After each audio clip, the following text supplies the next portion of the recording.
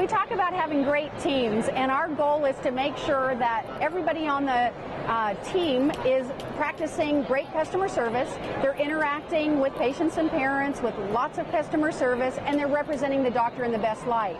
And we assume that once we've hired everybody and gone through our training program, that everybody's on board.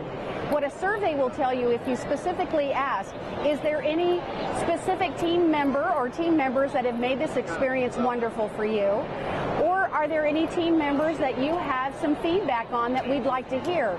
Again, that may come back negative, and we're not trying to single out a particular team member in a negative light, but we want to find out how that patient or parent perceived that particular interaction with that team member.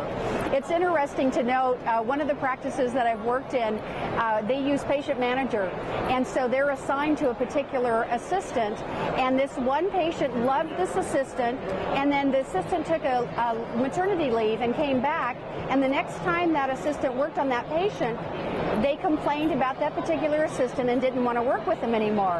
And in finding out that information based on a survey, I was able to sit down with a parent and talk to that parent and explain to them it was the same person they were talking about. It's just that particular day or that topic of discussion with their child ended up being a little bit less positive than normal because of toothbrushing concerns. So we want to have feedback on team members. Somebody might think they're doing a great job greeting at the front desk. Perhaps they're having a bad day and they're no longer reflecting the practice in the best light. So being able to ask patients and parents what experience you're having with individual and collective team members is going to give you great feedback to use as you continue to grow your team.